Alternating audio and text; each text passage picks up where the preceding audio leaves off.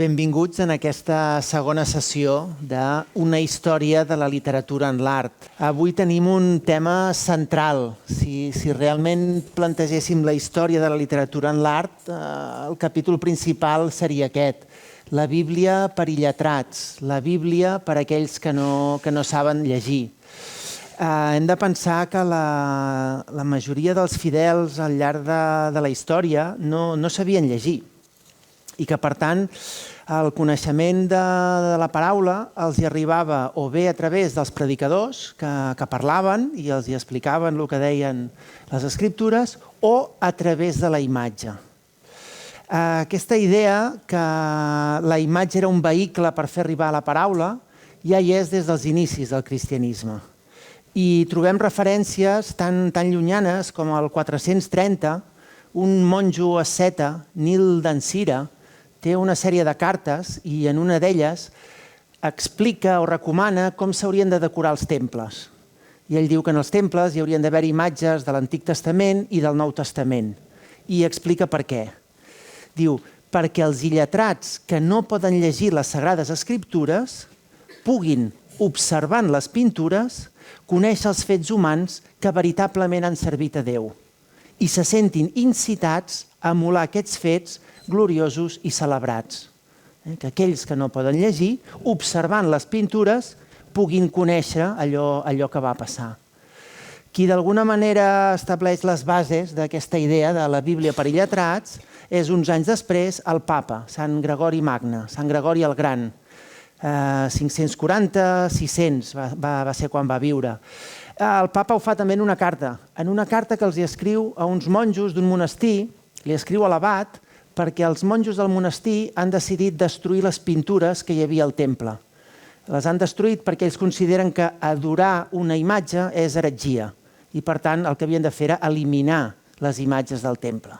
Llavors, el papa els hi escriu una carta i li diu a l'abat: «T'alabem per haver prohibit adorar les imatges, encara que reprovem que les hagis destruït. Adorar una imatge és diferent d'aprendre el que s'ha d'adorar per mitjà de la pintura. L'obra d'art té ple dret d'existir, ja que la seva fi no és ser adorada pels fidels, sinó ensenyar als ignorants. El sentit de l'obra d'art és ensenyar als ignorants. El que els doctes poden llegir amb la seva intel·ligència els llibres, ho veuen els ignorants amb els seus ulls als quadres». Aquesta és la idea principal de la Bíblia per il·letrats, la Bíblia pels que no saben llegir. I hi ha un lloc al món on tenim una Bíblia il·lustrada, completa, on en lloc de llegir el llibre podem mirar les pintures i tindrem exactament el mateix coneixement. I aquest és el lloc que us proposo que visitem avui. No és altre que la Capella Sixtina, evidentment.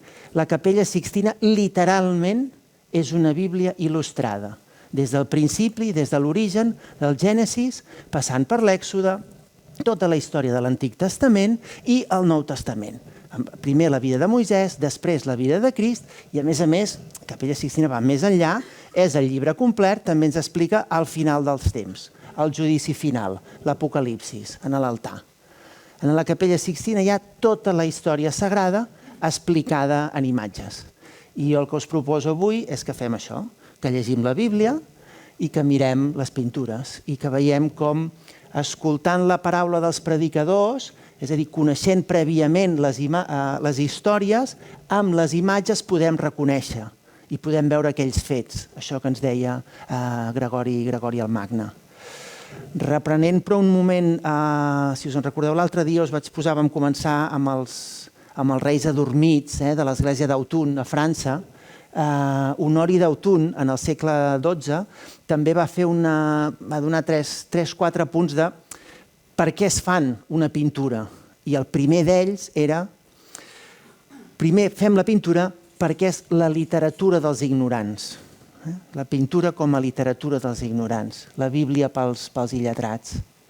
Bé, amb aquestes idees prèvies entrem a la Sixtina, però no hi entrem ara, aquesta és la Sixtina que coneixem, la Sixtina acabada. Jo vull que hi entrem al 1506, que és quan hi van entrar Miquel Àngel i el papa Juli II. Quan el 1506 Miquel Àngel entra a la Capella Sixtina, el sostre de la capella ja estava pintat. El que passa que no era la capella que nosaltres coneixem. La Capella Sixtina tenia un cel estrellat meravellós, pintat per Pier Matteo d'Amèlia 20 anys abans. La Capella Sixtina ja estava acabada quan li encarreguen a Miquel Àngel que pinti la Capella Sixtina. La Capella Sixtina es diu Sixtina perquè la va encarregar el papa Sixte IV. I la Capella Sixtina que va encarregar Sixte IV i la que veuen Miquel Àngel i Juli II quan entren tenia aquest aspecte. Sixte IV havia fet portar a Roma els millors pintors florentins de l'època, que eren Perugino, Ghirlandaio, Botticelli. Tota aquella generació d'artistes florentins són els que pinten sobretot les parets. Fixeu-vos, la distribució de la Sixtina és molt clara amb una sèrie de franges. Hi ha una primera franja que hi han pintats uns tapissos simulats. Hi ha com unes teles simulades, pintades, on a més, hi ha determinats dies s'hi pengen uns tapissos reals a la part baixa. Per sobre d'aquesta hi ha una franja narrativa on en una paret s'explica la vida de Moisès i a l'altra paret s'explica la vida de Crist. Són aquestes pintures les que es van alternant, les que es van repartir aquests artistes. I de cop tens un Perugino al costat d'un Ghirlandaio, després ve un Botticelli, després un altre Perugino. Van pintar tota aquesta seqüència. Per sobre d'ella hi ha tota una filera que coincideix amb les finestres on hi han representats els diferents papes. Pràcticament com una successió des de Pere fins avui. En aquell moment era quasi fins avui. Ara hi ha hagut més papes que ja no hi queben, però la idea era aquesta, d'aquell primer moment fins avui les claus del cel han anat passant de l'un a l'altre. Si us fixeu, en aquesta decoració inicial de la Sixtina, els arcs per sobre de les finestres no estaven pintats i tampoc ho estaven les peces triangulars de la incidència amb la volta amb l'arc. Aquesta zona no estava pintada. El que sí que estava pintat, com era tradicional en l'època, com en la capella Scrovegni del Giotto, que també tota la volta central és un cel estrellat. El que hi havia a la part alta era una pintura blava plena d'estrelles. Llavors, Juli II, quan és nombrat papa i planteja grans encàrrecs, el nou Sant Pere, el nou Sant Pere Bramante, les estances del Vaticà a Rafael i el seu mausoleu a Miquel Àngel, en un determinat moment decideix que el sostre de la Sixtina podria ser millor, podria ser més esplendorós. No és que no fos magnífic aquest cel estrellat, però l'art havia evolucionat i tenia una capacitat, podia anar més enllà. Diuen que es va buscar una justificació, sembla que hi havia algun problema d'humitat, però en comptes de reparar la pintura, li va encarregar a Miquel Àngel que en fes una de nova. I sobre aquest sostre pintat, Miquel Àngel va fer el sostre que coneixem. Va canviar les estrelles per persones i va pintar una constel·lació humana en el sostre de la Sixtina. Ara us intentaré explicar què va pintar Miquel Àngel? En quin sentit ho va pintar? Perquè, evidentment, hi ha moltíssimes figures, gairebé 300, però tenen un sentit molt clar. Com les insereix amb el que ja existeix i, sobretot, com ens té en compte nosaltres, els espectadors. Quan nosaltres entrem a la Sixtina, o quan hi entrava Miquel Àngel, ja hi havia la vida de Moisès pintada i la vida de Crist. Ell ha de pintar el que va succeir abans. Segurament el que li demanen que pinti el sostre és el Gènesis, que és el que pinta a la part central. Però per lligar el que ja existia més nosaltres i la part del Gènesis, Miquel Àngel fa una transició del terra cap a dalt. Ara ho veureu. Quan nosaltres estem a terra i mirem cap amunt, cap a la part pintada de Miquel Àngel, el primer que veiem són els arcs, aquells arcs que estaven buits. Aquests arcs d'aquí. I aquestes peces triangulars, que també de la unió de l'arc amb la volta. En aquestes zones, Miquel Àngel hi va representar els avantpassats de Crist. És a dir, tota una sèrie de personatges que els podem trobar a l'Antic Testament, fixeu-vos que es poden llegir els noms, hi ha els noms d'ells, podríem buscar les seves històries, però no vol ser una pintura narrativa de dir què li passa exactament a aquesta figura o a l'altra, sinó explicar-nos una sensació que es repeteix en tot l'Antic Testament. Els avantpassats de Crist estan esperant l'arribada del Messies, però aquest no arriba mai. I com que no arriba, tenen patiment, es desesperen, perden la fe o no veuen la llum, no veuen la sortida.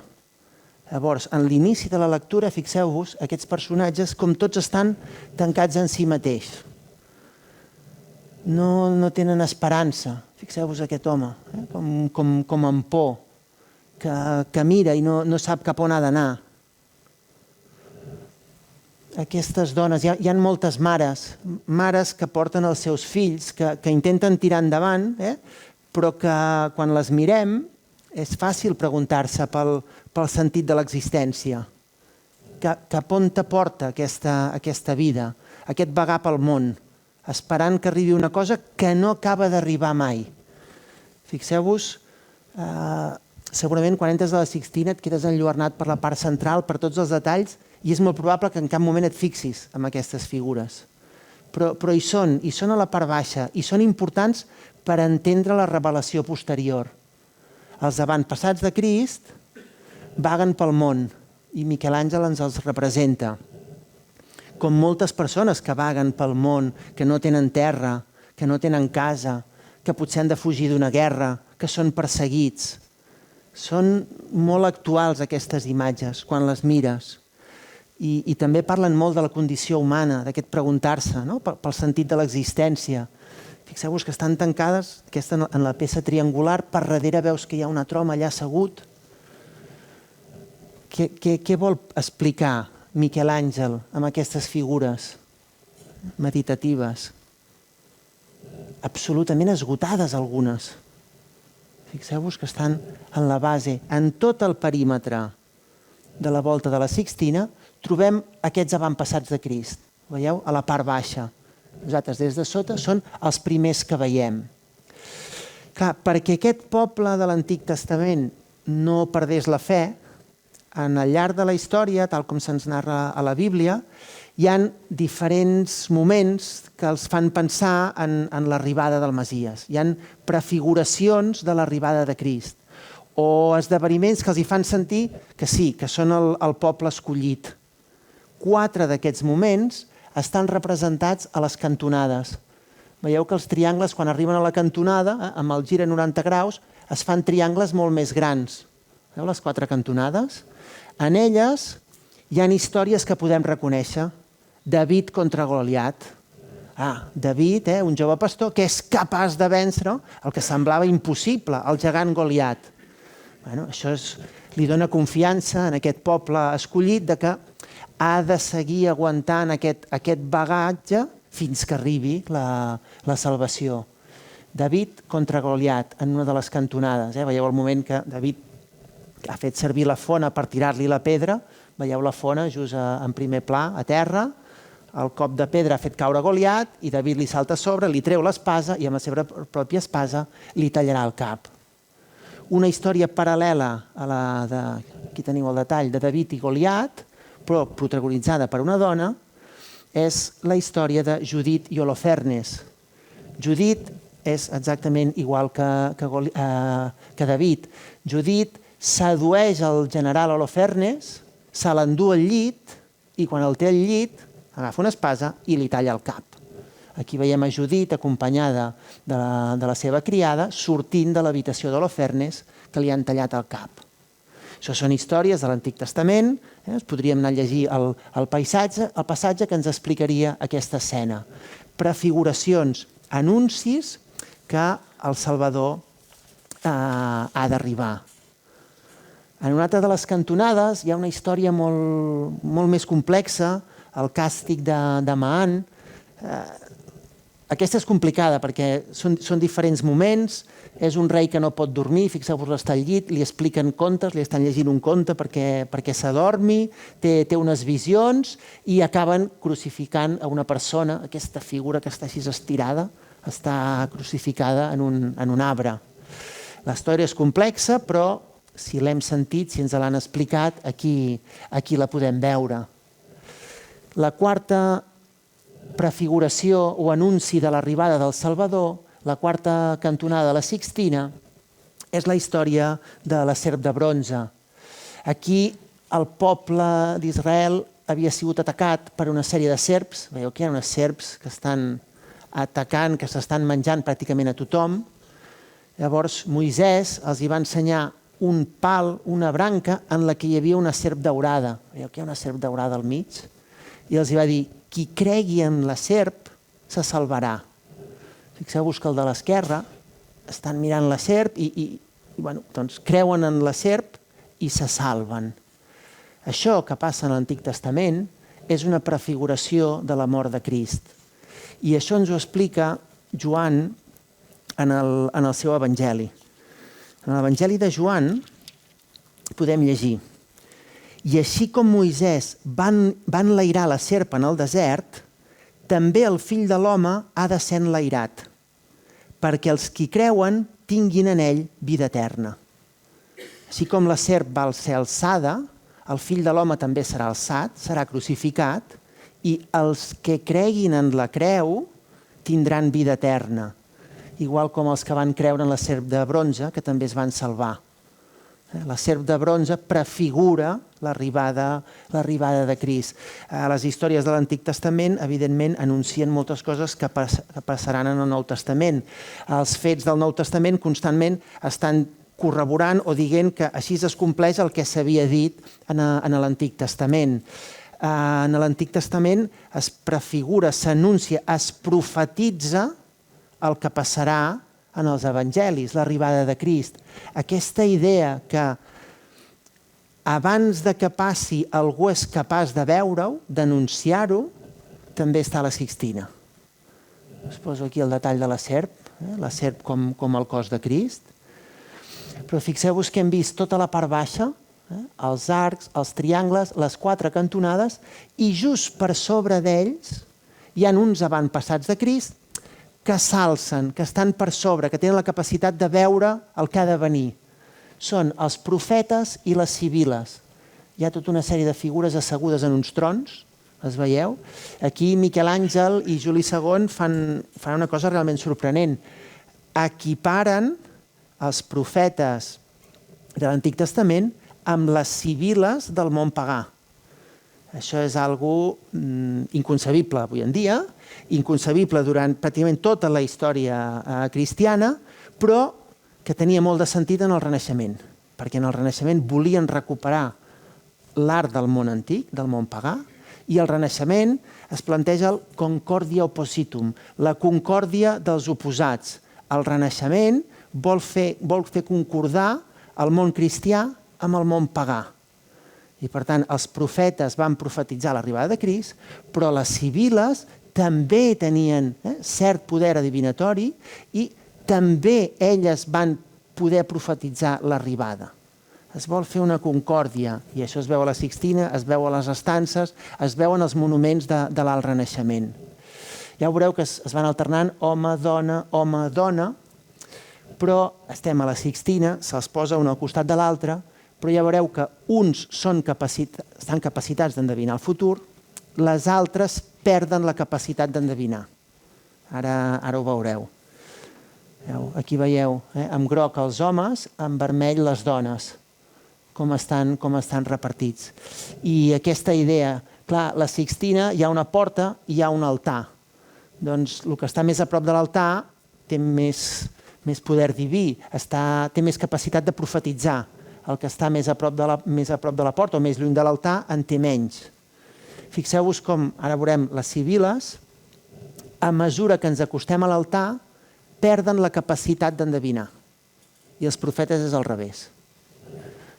La primera sibil·la la tenim sobre l'entrada, al costat, a l'esquerra, i és la sibil·la dèlfica. la Sibila de Delfos.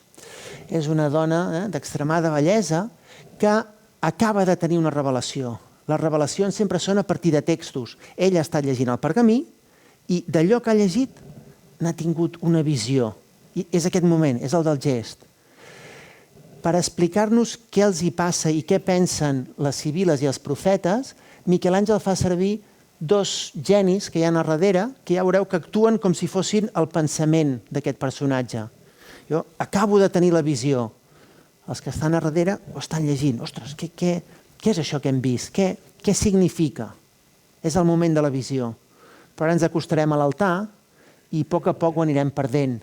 La Dèlfica té aquesta visió clara. Ella gira i mira cap a l'altar, perquè està situada entrant a l'esquerra, està mirant cap a l'altar. El que passa que és la que està més lluny. Anem avançant i la següent sibila, fixeu-vos, està fullejant un llibre, però no acaba de trobar la inspiració. I fixeu-vos què fan els genis que hi ha a darrere. Van a encendre la làmpara.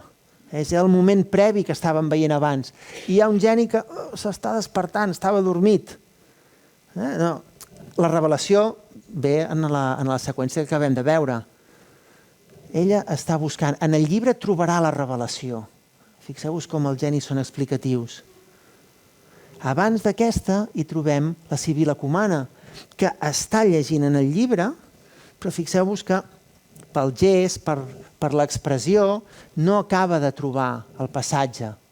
I els dos genis de darrere, amb el llibre completament tancat, vull dir, tu no trobaràs, no trobaràs aquest passatge, i la miren una mica condescendentment. Bueno, intentes buscar-ho, però ja estem molt a prop de l'altar.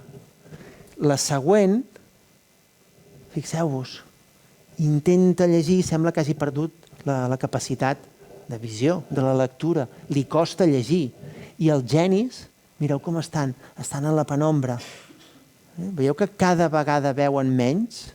Les sibiles cada vegada, clar, arriben a un punt, quan ja estem tocant a l'altar, que ja no s'hi pot fer res. Què està fent aquesta sibila? Està a punt de tancar el llibre. S'està girant i va tancar el llibre.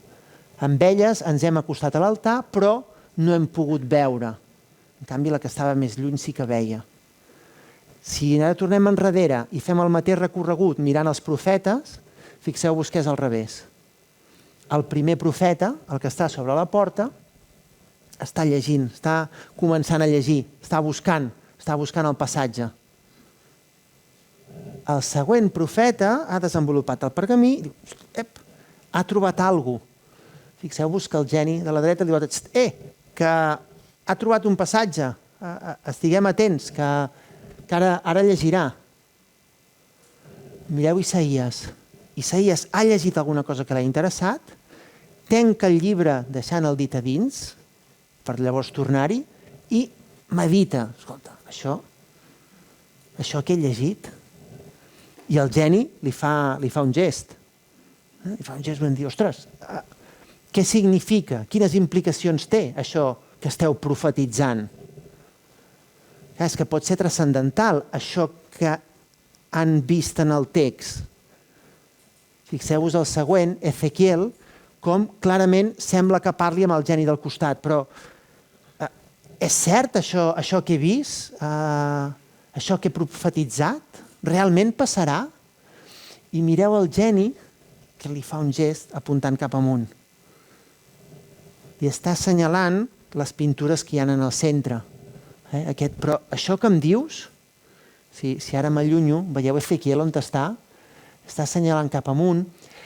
De la porta cap a l'altar, que és el viatge que estem fent, li està assenyalant la primera imatge on apareix Déu. Sí, això és cert, això té una continuïtat. Com evolucionen els profetes? Han tingut la visió i ha reflexionat, ha pensat sobre les conseqüències i Daniel l'està escrivint.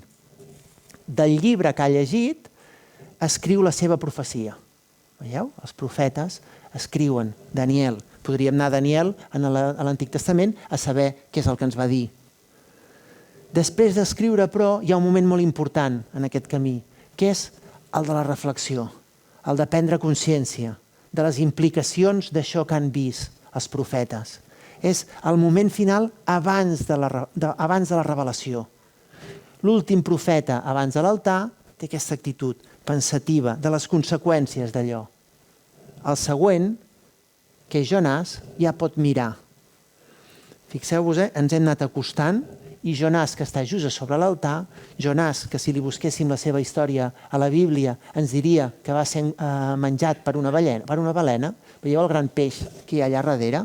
Jonàs va estar 3 dies a l'interior de la balena i en el tercer va sortir. En el tercer va passar de l'obscuritat a la llum. Miquel Àngel el representa just en aquest moment, acaba de sortir de la boca del peix i quan surt a la llum, què fa? Mira. Jonàs és l'únic personatge de tota aquesta part baixa que mira, que veu les pintures que hi ha a la part central. Fixeu-vos, tot el que passen a la base són tots aquests avantpassats de Crist que esperaven que arribés l'arribada del Salvador, que tenien els anuncis de les cantonades, que tenien els profetes que els hi anunciaven l'arribada, fins que Jonàs és el que alça la mirada i mira cap a l'inici. Mireu on mira Jonàs.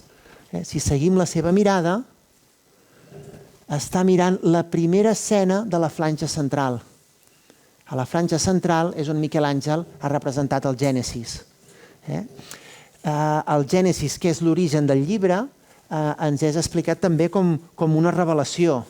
Amb aquesta seqüència, i ara us explicarem d'on venim. I això és el que explica Miquel Àngel a la part central. L'origen del món, la creació, segons la Bíblia. Vinyeta a vinyeta, com si fos un còmic. A la franja central, ara que ja hem entès totes les figures del perímetre, podem anar seguint el Gènesis, i així ho farem, una a una. Aquesta és la primera. Clar, quin moment està representant aquí Miquel Àngel? L'inici. Em passa que no és fàcil, les paraules, aquí diu moltes coses i ell ho ha de fer en una única imatge. Al principi del Gènesis. Al principi Déu va crear el cel i la terra. La terra era caòtica i desolada. Les tenebres cobrien la superfície de l'oceà i l'esperit de Déu planava sobre les aigües. Déu digué que existeixi la llum i la llum va existir. Déu veié que la llum era bona i separà la llum de les tenebres. Aquest és el moment que representa Miquel Àngel, quan Déu amb les seves mans està separant la llum de les tenebres. Veieu? I amb el seu propi cos, entrant en diagonal, està separant una cosa de l'altra. Al principi tot era caos i tenebra. De cop Déu crea la llum. Veu que la llum és bona, diu, però això ho hem de separar. Una cosa és la foscor i l'altra és la llum. És molt bonic que en Miquel Àngel, en la Bíblia, en el Gènesis, Déu tota l'estona parla. Déu digué, però aquí ho fa amb les mans. Té que fer-ho amb les mans, està movent, separant la foscor de la llum. Aquest és l'inici, aquesta és la primera escena. Ja veieu que es van alternant imatges petites amb imatges més grans, amb aquesta arquitectura que ha dissenyat Miquel Àngel. A la segona escena uneix 2 moments i es comença a saltar la cronologia. Miquel Àngel no és ordenat quan pinta la Sixtina. Evidentment no fa tots els passos de la creació, però tampoc segueix l'ordre. Aquí estem veient 2 moments diferents, quan Déu crea el sol i la lluna, veieu que amb un dit toca el sol i amb l'altre crea la lluna, i el mateix Déu, que se'n va d'esquenes, i ens ensenya una mica el cul, se'n va cap allà al fons i està creant les plantes. Veieu les plantes que surten d'una cantonada? Són 2 moments diferents. El moment de la llum és el moment posterior, el de les plantes. Primer ha creat les plantes, però aquí el veiem primer, com crea els dos grans astres, el de la nit i el dia, i la Bíblia ens ho diu, un per dominar el dia i l'altre per la nit. Aquest Déu, que fixeu-vos que igual que els profetes que vèiem abans, va acompanyat de genis que també simbolitzen com les idees, els pensaments de Déu. Ara ho anirem veient. Crea la lluna, crea el sol, i d'esquenes marxant crea les plantes. allà en una cantonadeta, però és la narració i és el que ens diu el text. Déu digué que la terra produeixi vegetació, herbes que facin llavor, arbres de tota mena que donin fruit amb la seva llavor per tota la terra. Amb el gest de la mà ha creat les plantes. Fixeu-vos que des de Jonàs que mira hem vist les dues primeres escenes i les anem seguint com si fossin les vinyetes d'un còmic. Però la cronologia no coincideix. El que us deia abans, la següent vinyeta petita trobem a un Déu planant sobre les aigües. Aquest és un dels moments inicials. Déu digué que hi hagi un firmament enmig de les aigües per separar unes aigües de les altres. I va ser així. Déu va fer la volta del firmament i va separar les aigües que hi ha sota la volta de les que hi ha a sobre. Fixeu-vos que el Déu està volant, té el mar a sota i el cel a sobre. No està molt clar perquè Miquel Àngel no és ordenat en la seqüència cronològica de la història. Hi ha qui diu perquè aquesta alternança d'escenes petites amb escenes grans, doncs ell, clar, quan té un rectangle gra, busca una escena més narrativa i quan té una escena petita doncs busca una escena que pugui entrar. Hi ha també historiadors que defensen que hi ha una seqüència visual i que, fixeu-vos, aquest Déu està fent com un gest molt solemne, està alçant la mà i tot i que cronològicament no li tocaria estar aquí, sinó una vinyeta abans, hi ha qui diu que ens està preparant pel que ve ara. El que ve ara és el moment més important del Gènesis i també el moment més important de la capella, la creació de l'home. Amb les 3 primeres vinyetes ha explicat la creació del món, els astres, i llavors ve aquest moment màgic, aquesta escena que tots coneixem i que és la il·lustració d'una frase molt senzilla. Déu digué, fem l'home a imatge nostra, semblant a nosaltres. I fixeu-vos com Miquel Àngel agafa literalment aquest a imatge i semblança de Déu. Fixeu-vos que el cos d'Adam i el cos de Déu són iguals, excepte el rostre, que evidentment un és el rostre de Déu i l'altre és el rostre d'Adam. La musculatura dels braços són iguals, les mans són iguals. La cama dreta d'Adam i la cama dreta de Déu són iguals. Són 2 cossos perfectes en l'ideal de bellesa masculina que tenia Miquel Àngel. La Bíblia ens diu això, que Déu va crear l'home a la seva imatge. I per tant es genera aquesta dualitat d'un davant de l'altre. Però la imatge té alguna cosa més. Té una cosa molt especial. Evidentment, la imatge i la història ens diu això, que Déu va crear l'home. Però nosaltres també, som fills d'aquesta imatge, perquè aquesta imatge ens fa creure realment que som divins, que hem sigut tocats d'una manera especial per la creació. Aquest contacte dels 2 dits, a més, és un contacte molt especial. Déu ha creat Adam i ara li atorgarà la vida. Ara és el moment de donar-li la vida, perquè l'ha fet amb fang, però encara no està viu Adam. Fixeu-vos que Adam està recolzat a terra i quan ve Déu, el braç d'Adam s'està aixecant, s'està deixant portar. Es deixa portar per què? Per la força gravitacional del dit de Déu, que el ve a buscar. Adam, estirat a terra, no li està fent així a Déu. Toca, no. Està deixant que la seva mà s'elevi i quan el toqui, llavors es generarà la vida. Fixeu-vos, el gest. Aquest gest es deixa portar. La intencionalitat de Déu el tocarà. I com més t'acostes, més fantàstic és, perquè no es toquen. L'ha aturat just en aquell moment. Falta aquell contacte. A partir d'aquí l'home ja tindrà vida pròpia i començarà la història humana. Però aquestes 2 mans són, evidentment, el centre de la història i el centre de tota la capella. Perquè estan al centre i és aquest buit. En la tensió d'aquestes 2 mans s'aguanta tota la construcció d'aquesta imatge, tota aquesta arquitectura i tota aquesta simbologia en aquelles 2 mans que es van a trobar just en el centre. I Déu, al fer-ho, com hem vist abans, va acompanyat de tots de genis. Aquests genis simbolitzen, poden representar les idees de Déu. I fixeu-vos que Déu, quan crea Adán, té una idea agafada amb el braç esquerre. Veieu que té una idea que no és tan nen com els altres i que sembla més una noia, una jove adolescent. S'interpreta aquesta figura que clarament Déu l'està abraçant, com que en el moment de crear Adán, Déu ja té en el pensament la creació d'Eva.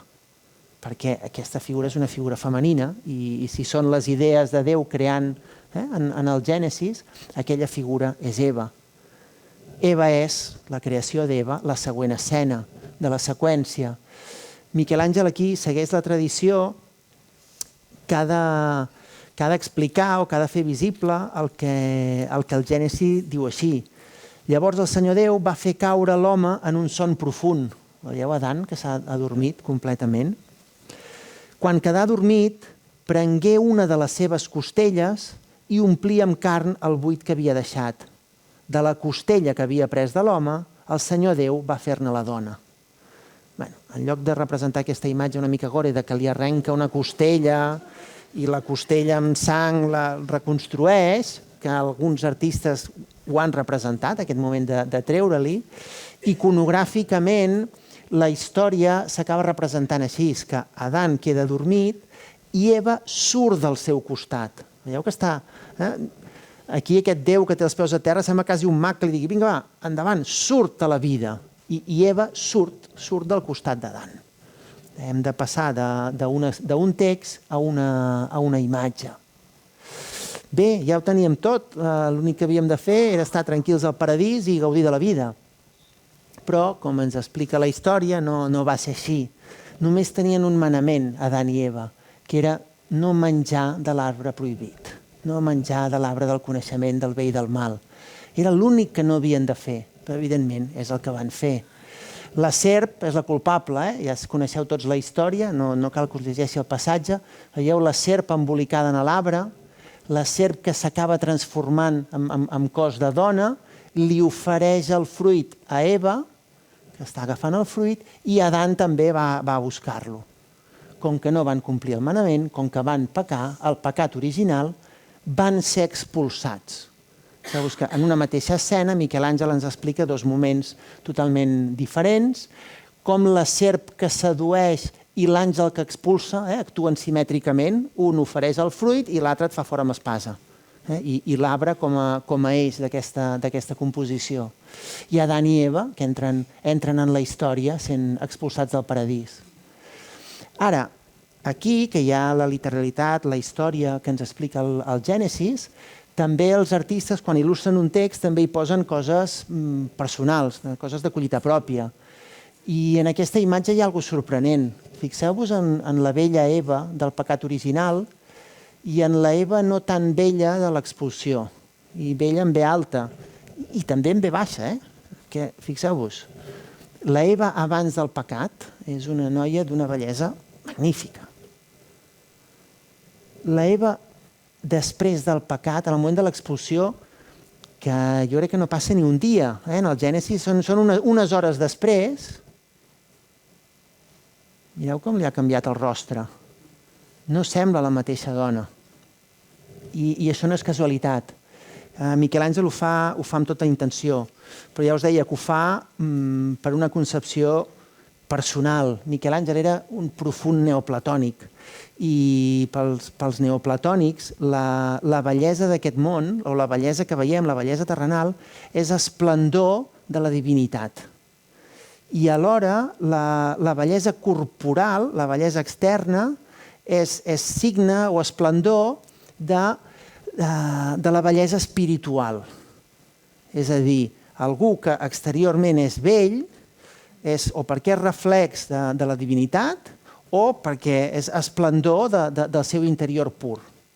I això és una concepció neoplatònica i Miquel Àngel en molts textos i en moltes obres ho posa de manifest. Per tant, la Eva abans del pecat necessàriament ha de ser exteriorment més bella que la Eva que ja ha pecat. I això és el que explicaria aquest canvi. però aquí ens n'hauríem d'anar a Miquel Àngel, no tant en el Gènesis. Però bé, continuem la nostra història per la Sixtina. Fixeu-vos, hem començat per l'altar, hem anat llegint els diferents moments, hem arribat a la central de la creació, Adán, Eva, l'expulsió, i ara ens queden les últimes 3 escenes. Les últimes 3 escenes, en part les coneixem, perquè expliquen la història de Noé. I l'any passat vaig explicar aquí l'arquitectura de l'Arca de Noé i vam parlar de la història de Noé, però tot i així les veurem. Aquí de nou Miquel Àngel se salta la cronologia i aquí és bastant greu, perquè la primera escena que trobem és aquesta, que és Noé agraint a Déu que s'ha salvat del diluvi. Aquest és el sacrifici que van fer Noé, vestit de vermell, amb els seus fills i filles, els fills i les seves dones, donant gràcies de que s'han salvat. Però cronològicament això va passar després del diluvi. En canvi aquí primer hi ha l'agraïment i després hi trobem el diluvi. Però aquí segurament Miquel Àngel és allò que us deia abans. Pintar el diluvi en aquella escena petita, en aquell requadre petit, tingué la possibilitat de pintar el diluvi en una gran, va dir, aquí és més important la plàstica que no la narrativa. I ja sabem que això va venir després. El diluvi de Miquel Àngel és dels més dramàtics que s'han fet i també dels més humans, perquè en primer pla ens posa la humanitat que intenta salvar-se. Desesperadament estan pujant cap als cims de les muntanyes. El nivell de l'aigua està pujant i s'estan refugiant en les parts més altes, que s'estan convertint. Els cims de les muntanyes són petites illes on estan agrupat la gent allà que ja no hi cap, fins que l'aigua ho acabarà omplint tot. Al fons hi ha l'arca. En l'arca on està Noé amb tots els animals i la seva família. I també veiem la desesperació dels que estan a fora que intenten assaltar l'arca amb una escala i amb una destral. Aquell vol obrir un forat. Volen intentar entrar com sigui. Només els escollits es van salvar i, si recordeu de l'any passat, després de salvar-se, després de que les aigües baixessin, després de que Noé agraís a Déu que ell i la seva família s'havien salvat, què va fer Noé? Va plantar una vinya, el veieu allà treballant la terra, va fer vi en aquesta bota de vi, se'l va servir, allà hi ha l'aixeta i la gerra, se'l va beure i va quedar tan embriagat que els seus fills, els seus 3 fills, se'l van trobar despullat a terra. Veieu l'escena, ara la veureu bé. El Noé treballant, la bota de vi amb l'aixeta, la gerra, el bol que ha fet servir per beure, Noé totalment destrossat. Clar, és que a veure, tenia molt que celebrar, també. O sigui, imagineu, també el moment, també se l'ha d'entendre. Faig la broma, però aquest també és el sentit. Estem a la capella Sixtina, a la capella papal, a la capella cristiana segurament més important del món, i quan entres a sobre l'entrada, mires cap amunt, i hi ha aquest home despullat així que ha perdut el coneixement bevent. Però és també per això, perquè entenguem que ell era humà i també va caure en la tentació i el troben els seus fills i la història que ja vaig explicar l'any passat del que passa després. Tot i així, tot i aquest sentit de que puguem entendre com ell ha caigut en la tentació, costa entendre que a la capella Sixtina hi hagi aquest home així. I potser li hauríem de buscar una explicació més lligada amb tot el cicle. I fixeu-vos que hem vingut de l'altar a la porta. I a sobre l'altar hi havia un déu còsmic que estava separant la llum de la foscor. Aquesta és la primera imatge, a sobre l'altar. I a sobre la porta, com al final del camí, hi ha un home, mira, barbut, blanc, podria ser el mateix home, Si el de dalt no fos Déu, que podria ser el mateix. Podria ser el moment d'esplendor i la baixada als inferns. Aquesta possible connexió, hi ha molts historiadors que han intentat traçar-la. La capella Sixtina heu vist que la podem llegir de sota cap amunt, els avantpassats de Crist, la revelació i tota la seqüència del Gènesis. De l'altar cap a la porta hem vist tot el Gènesis. Si fem la lectura de l'altar cap a la porta, l'última escena és Noè abatut. I hem vingut des de l'inici, des d'aquella imatge del Déu còsmic. Aquesta seria la lectura, si voleu, cristiana, cronològica, la correcta. Però també podríem fer l'altra. També ho podríem llegir en l'altre sentit. Perquè en l'altre sentit tindria la lectura neoplatònica. I si us fixeu, totes les escenes, les que estan properes a l'entrada, a totes hi ha molta matèria, a totes hi ha moltes figures. I a mesura que ens anem acostant a l'altar, cada vegada hi ha menys figures, cada vegada és més aeri tot, i l'última ja és una cosa que se'n va volant. Miquel Àngel té una capella a Florència, la Sacristia Nuova, que tot ella explica com de la matèria de la terra, la part baixa està plena de matèria, carregada de figures, tot, hem d'aconseguir deslliurar-nos de la matèria i arribar a dalt. Aquesta lectura ascendent neoplatònica també es podria aplicar a la Sixtina. Des de lo més baix, des de lo més humà, Noè embriagat, fins a la part més espiritual. Aquesta lectura també és possible. I encara n'hi ha una altra, perquè clar, quan mirem una obra d'art del passat, una obra d'art que il·lustra la Bíblia, ens n'hem d'anar a la Bíblia per entendre la seqüència de la història. Però a vegades també ens n'hem d'anar a la literatura de l'època. Un dels textos més importants del Renaixement és aquest de Giovanni Pico della Mirandola, Discurs sobre la dignitat de l'home. Discurs sobre la dignitat de l'home, 900 tesis. A l'inici hi ha la idea principal. A l'inici és Déu que li parla a l'home. Fixeu-vos que la creació d'Adam està en el mig d'aquesta seqüència, des de la part immaterial a la part més terrenal. En el centre hi ha l'home. Déu va acollir l'home com una obra d'imatge indefinida i havent-lo situat en el centre del món, li parlà així. No t'hem atorgat, Adam, ni un lloc concret ni una aparença pròpia, ni cap obligació particular, amb la intenció que tinguis i posseeixis el lloc, l'aparença i les obligacions que tu mateix triïs d'acord amb el teu desig i amb el teu criteri. La naturalesa de les altres criatures es manté dins els límits d'unes lleis que els hem prescrit. Tu, lliure de cap restricció, et delimitaràs la teva segons el teu arbitri, en les mans del qual l'hem posat. T'hem situat al mig del món per tal que, des d'allí, guaitis més còmodament el que hi ha en el món que t'envolta. No t'hem creat ni celestial ni terrenal, ni mortal ni immortal, a fi que, com a lliure i noble terrissaire i escultor de tu mateix, et donis la forma que prefereixis. Podràs degenerar en les criatures inferiors, que són les bèsties. Podràs regenerar-te en les criatures superiors, que són divines, segons els criteris del teu esperit. És a dir, si agafem aquest text, que és un text clau del Renaixement, també podríem llegir aquesta seqüència de la Sixtina com aquesta llibertat de l'home des del centre de caure en el més baix i deixar-se portar per les temptacions i acostar-se al món de les bèsties, o ser capaç d'anar més enllà i arribar a la part més espiritual. Aquest és un text de l'època, a més és un text que sabem que coneixia Michelangelo. Pico della Mirandola també forma part de tot el moviment neoplatònic florentí. Per tant, és molt vàlida aquesta lectura. Però és que, a més, és una lectura que la podríem fer ara també des del present. Nietzsche defineix l'home d'una manera que sembla que estigui fent això mateix que ha fet Pico.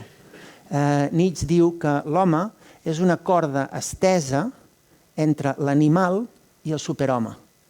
I en aquesta corda nosaltres ens podem moure i podem anar cap a l'animal o podem anar cap al superhome. D'alguna cosa, pot ser que alguna cosa d'això hi hagi aquí en la Sixtina, perquè evidentment és una Bíblia il·lustrada, però és molt més. És l'obra és la culminació del Renaixement, i és molt probable que Miquel Àngel posés aquestes lectures. Hem vist pràcticament tota la volta que va pintar, però ens en queden unes figures. Suposo que les heu anat veient, van apareixent. I ara que ho mirem així, clar, jo he preparat molt bé el PowerPoint per anar seguint la seqüència que permetia explicar tot el fil narratiu. Però al costat de figures principals hi havia unes altres figures que semblaven totalment secundàries, però que tenen la mateixa força plàstica. Mireu, aquest jove despullat, meravellós, preciós, té la mateixa presència que l'Adam que està al costat. Veieu?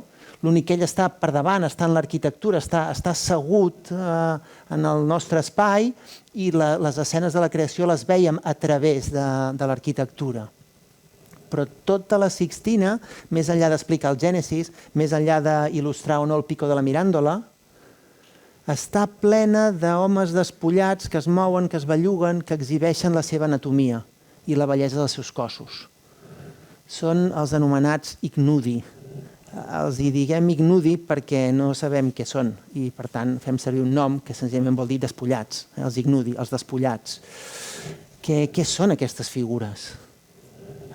Entre cada una de les imatges petites hi ha 4 figures, 2 a un costat, subjecten uns medallons on, si afinem, podem identificar una història de l'Antic Testament, però, evidentment, la seva importància no és per aguantar el medalló, això és secundari, això és decoratiu, és la presència que tenen ells, aquests ignudi, ja veieu que van plenament despullats. Hi ha qui diu que són àngels curiosos, adults, sense ales. Hi ha qui diu en la lectura neoplatònica que són idees, les idees del moviment neoplatònic, el món de les idees superiors. Hi ha qui diu que són simple decoració que afegeix Miquel Àngel amb el seu ideal de bellesa, amb aquests cossos nus.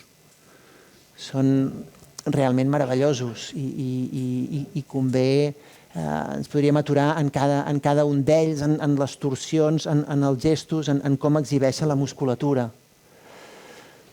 Segurament mai sabrem exactament què representen la Sixtina, però els mateixos personatges exactament igual els trobem en altres obres de Miquel Àngel.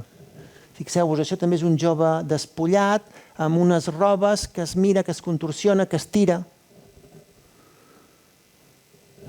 Passa que són uns joves despullats que apareixen darrere d'una imatge de la joventut de Miquel Àngel, al Tondo Doni, una imatge de la Sagrada Família, la Verge, el nen Jesús i Sant Josep. A darrere, al segon pla, hi ha aquesta exhibició de cossos despullats que es mouen. Poden tenir una lectura. Si us en recordeu l'altre dia, en un dels naixements, en una de l'adoració, us vaig ensenyar uns homes despullats que saltaven del món pagà al món cristià. Us recordeu que els vam veure allà? Podrien tenir aquesta lectura, amb el naixement de Crist, del cristianisme, aquell món pagà, que apareixeria en un segon pla, que vindrà. Bé, això és quan tens que buscar-li una explicació. Si mires l'obra de Miquel Àngel, no et fa falta gaire justificació. Miquel Àngel sempre que podia feia un cos despullat masculí que s'exhibia, que es movia. Aquests són els esclaus pel monument funerari de Juli II, que fixeu-vos que són el mateix que aquests ignudi, cossos d'extremada bellesa que es mouen. Perquè, clar, Miquel Àngel li han demanat que il·lustri un text, però Miquel Àngel també té el seu ideal plàstic i són aquests cossos despullats que es mouen, però que a més porten, veieu que porten uns sacs amb... Ho identifiqueu? Les passes són molt grans, però són aglans, però molt grans. Però és que estan a dalt de la Sixtina i tu els has de veure des de baix. Si els hagués pintat de tamany natural no veuries res. Els ha tingut que fer grans perquè és important que tu des de baix identifiquis que tot el sostre està ple de glans. Perquè el sostre de la Sixtina l'ha pintat Miquel Àngel, però l'ha encarregat Juli II. I Juli II vol que el seu nom estigui en el sostre. I per no ser tan directe de posar Juli II, doncs firma amb la seva família. Juli II de la Rovere, del roure. L'escut de la família de la Rovere és un roure, són uns aglans. Aquest és el retrat de Juli II que va fer Rafael. Fixeu-vos que està sentat en un tro. I què hi ha a la part alta? Els aglans. Clarament uns aglans que l'identifiquen. Què hi ha a tot el sostre de la Sixtina? Doncs sacs d'aglans. Tots els ignudi, la bellesa de Miquel Àngel, van acompanyats d'aquests aglans de Juli II. És una obra realment única, fascinant, que quan la veus realment et deixes portar per la sinfonia de cossos i t'és una mica igual si la van passat de Crist o la Sibila o l'Ignudi o l'Adan o l'altre Ignudi. És meravellós, tu pots anar de l'una a l'altra, la vista viatja i és una celebració de la bellesa del cos humà. La Sixtina també és això. És tot el que us he dit fins ara, però també és la celebració d'aquesta bellesa bàsicament masculina, que és la que en tenia Miquel Àngel. I com ho va fer? Ja estem arribant al final, però també ho has de pintar, això. Pots pensar-ho, pots fer els esbossos, però ho has de pintar. I aquí físicament ho has de pintar. Això és una secció de la Sixtina, i això és un dibuix que es conserva de Miquel Àngel. Del propi Miquel Àngel va fer construir una bastida de fusta, com replicant la curvatura de la volta, però uns metres per sota, perquè ell des d'aquests escalons pogués estar pintant. Per fer-nos una idea de com ho va pintar, el millor és veure una imatge de com ho van restaurar. Aquest és el moment de la restauració, restaurant la imatge. Ens podem imaginar a Miquel Àngel en el moment de pintar-la. La va tenir que pintar tota cap per avall, perquè està en el sostre i l'única manera de pintar és de cap per avall. I ell ho pateix i ho explica. I té un poema, que és aquest, fantàstic, on posa un dibuix. O sigui, diu el que li passa i a més ho dibuixa. I Miquel Àngel, que ha creat aquesta bellesa fantàstica, té el sentit de l'humor de dibuixar-se en ell relativament bé, però després fer aquest ninot. El que està pintant és aquest ninot magnífic, és fabulós, però a més també podem llegir el que diu el text, i a més ho tenim traduït al català. Us llegeixo només algun dels fragments. Clar, tot el temps pintant així, què li passa? La barba al cel. La memòria, per ell la memòria es refereix al cap, la memòria contra l'esquena. La memòria contra l'esquena. La barba al cel, la memòria contra l'esquena. El pit se'n fa d'arpia. Se li ha quedat el pit com d'arpia. I el pinzell sobre el rostre tot el dia me'n fa regalimant ric paviment. En el rostre se li ha fet un paviment de pintura, perquè ell va pintant i li va caient pintura a sobre. Per no perdre l'equilibri, haig de tirar el cul enrere, com gropa de cavall, i no veig on poso els peus. Va quedar tan deformat d'estar pintant així que després, quan baixava i intentava caminar, no es veia els peus. Clar, és que l'art costa, ja té sacrifici, i aquí Miquel Àngel ens ho explica i ens ho fa evident. Quan ja va haver acabat, en una carta al seu pare, li diu: he acabat la capella que pintava. El papa ha quedat satisfet, com per no quedar-ho. Aquell cel estrellat que hi havia, aquella capella que evidentment es segueix dient Sixtina per Sixte IV, queda marcada pel sostre que Juli II li va encarregar a Miquel Àngel. Molts anys després, Miquel Àngel va pintar el Judici Final. El Judici Final el pinta posteriorment, quan Miquel Àngel ja és gran, i per un altre papa, pel papa Farnese, per Pau III. És a dir, uns anys després torna i completa. Al fer-ho, al pintar el Judici Final, és el que us deia al principi, que crea una Bíblia completa, en realitat una visió completa del món. En el sostre, l'origen, la creació, el Gènesi, d'on venim. Ha explicat l'origen de tot. A les parets ja hi havia la història, la vida de Moisès a un costat i la vida de Crist a l'altre. Això ja hi era. Nosaltres, quan entrem a la Capella Sixtina, som el present. I al fons hi ha el judici final, el final de la història, cap allà on anem. És a dir, dintre la capella és una visió completa de la vida, de la mort i de l'univers. I tot això basat en un llibre, que és la Bíblia. És un llibre fet imatge. I fins aquí.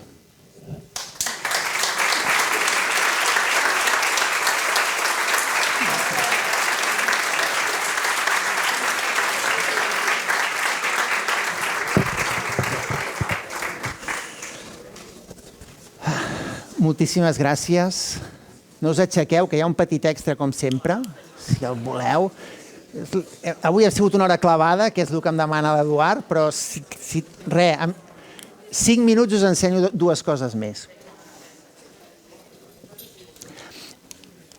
Clar, la Capella Sixtina és una Bíblia il·lustrada i en una conferència no us puc explicar tota la Bíblia i, per tant, tampoc us puc explicar tota la Capella Sixtina. Hem explicat bàsicament el sostre de Miquel Àngel, la volta, amb aquests avantpassats de Crist i amb la història del Gènesis. Podríem haver dedicat tota una sessió a fer la vida de Moisès i la vida de Crist, que són meravelloses, com es van explicant, i a més també s'expliquen amb un sentit ordenat, i aquest sí, cronològicament correcte, no com Miquel Àngel, que se salta o altera les etapes. Fixeu-vos, a l'esquerra hi ha la vida de Moisès, i la vida de Moisès s'ha de començar a llegir des de l'altar. De l'altar cap a la porta, tu vas llegint la vida de Moisès. I la història de Moisès arribava a la porta, i a l'altre costat de la porta començava la vida de Crist. I tu anaves seguint el fil de la vida de Crist i arribaves a l'altar. És a dir, podies llegir tota la seqüència, són 2 vides paral·leles, són 2 vides confrontades, constantment tens una escena una davant de l'altra, Moisès i Crist, però podies fer tota la lectura lineal, sempre des de l'altar, donaves tota la volta i tornaves. Evidentment, el judici dona també per una altra sessió, explicar tota la visió del judici final amb Miquel Àngel. Però per acabar sí que us volia ensenyar 2 d'aquestes imatges per entendre el sentit narratiu i perquè, evidentment, la part de dalt ens crida i els ulls se'n van cap amunt, però els tapissos a la part baixa i aquestes escenes són totes elles magnífiques. I si els veiem quadre a quadre, a més són quadres amb un gran sentit narratiu. Segurament de la vida de Crist, un dels moments claus per la Capella Sixtina, per la Capella del Papa, és el que veieu a l'esquerra, el moment de l'entrega de les claus, quan Crist li entrega a Pere les claus del cel. I fixeu-vos el que li diu. A veure on te l'he posat.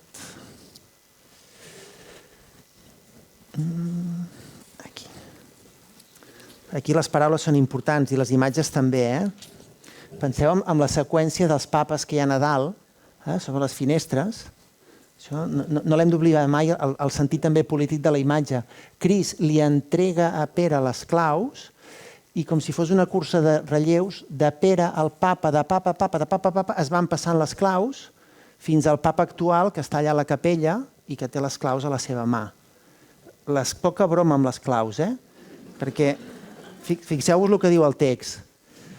Tu ets Pere i sobre aquesta pedra edificaré la meva església i les forces del reialme de la mort no la podran dominar.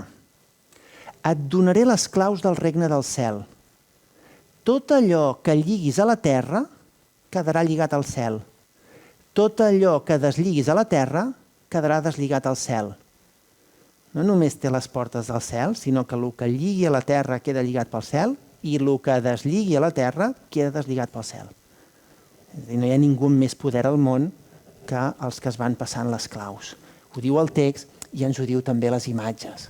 Aquest moment solemne, a Perugino, en primer pla, l'entrega de les claus, els apòstols, exemples d'arquitectura antiga i l'arquitectura nova del Renaixement, aquesta també la vam veure en el curs d'arquitectura pintada, però aquí, en aquesta plaça, que sembla que hi hagi gent caminant, aquí en realitat ens estan representant 3 moments de la vida de Crist.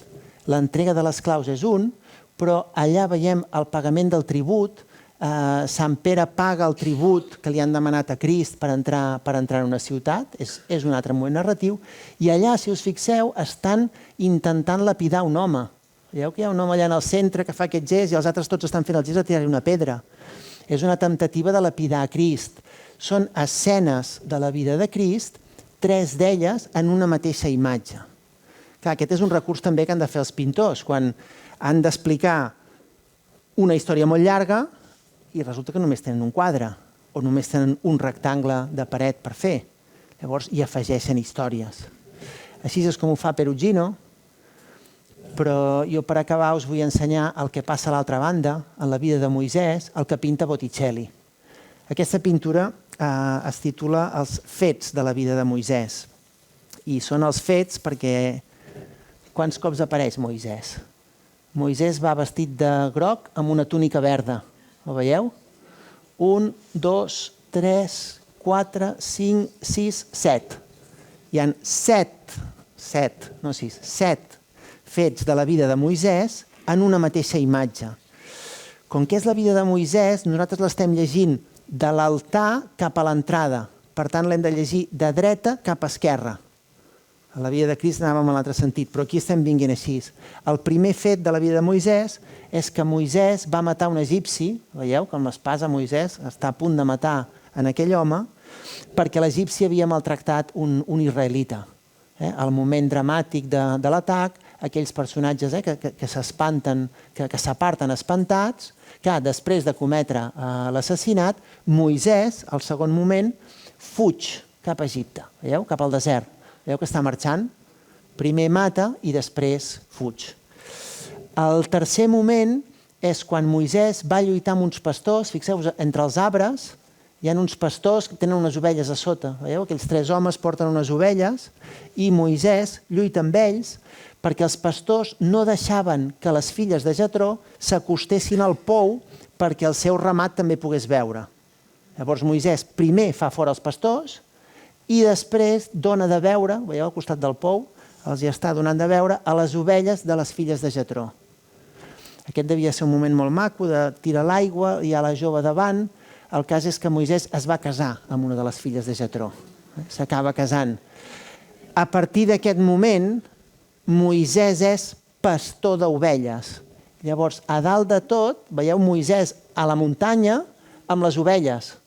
Ara les ovelles ja són seves. Veieu que la narració va avançant, Ara, quan estava allà, quan estava a la muntanya, de cop Moisès va sentir una veu que li deia descalça't perquè estàs trepitjant terra sagrat. Veieu Moisès que s'està descalçant?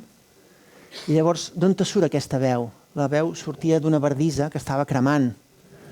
S'acosta, veieu la bardissa en flames, i allà sent la veu de Déu. Déu, Botticelli ens el pinta, Déu li està parlant a Moisès. Moisès, escoltant la bardissa que crema. És el moment que li encarrega que ell sigui el pastor del poble d'Israel.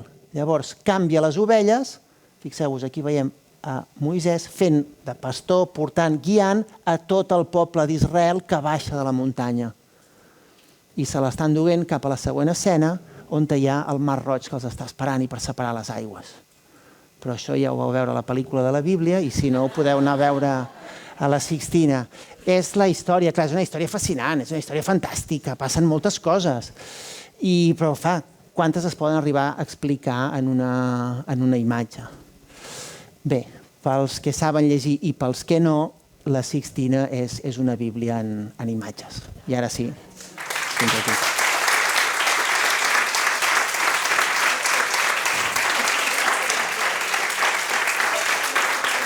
Gràcies.